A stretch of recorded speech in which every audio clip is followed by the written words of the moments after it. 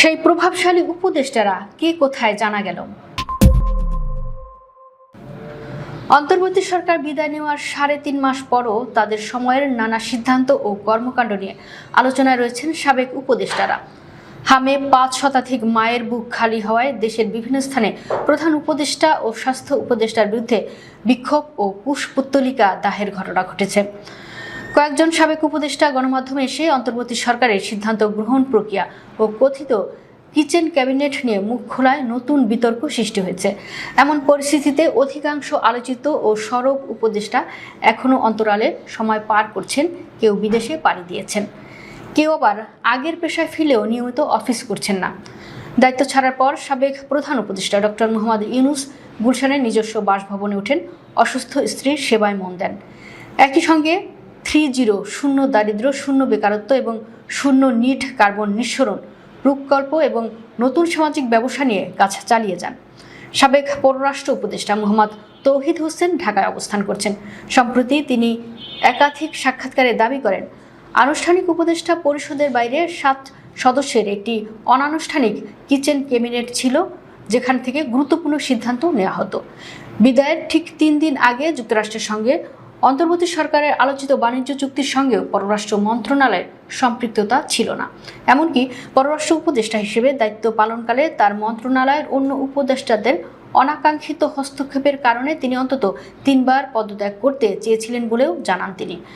নৌপরিবহন ও শ্রম উপদেষ্টা brigadier general অবসরপ্রাপ্ত এম সাখাওয়াত হোসেন গবেষণা ও লেখালেখিতে সময় কাটাচ্ছেন।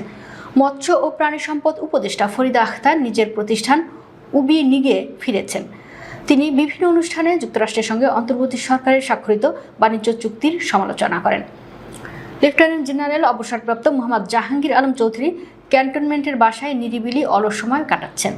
পরিবেশ উপদেষ্টা সৈয়দা রিজওয়ানা হাসান ১৭ ফেব্রুয়ারি উপদেষ্টার দায়িত্ব শেষ করে ১৮ ফেব্রুয়ারি ফের বাংলাদেশ পরিবেশ আইনজীবী সমিতির বেলা প্রধান নির্বাহী হিসেবে কাজে যোগ দেন।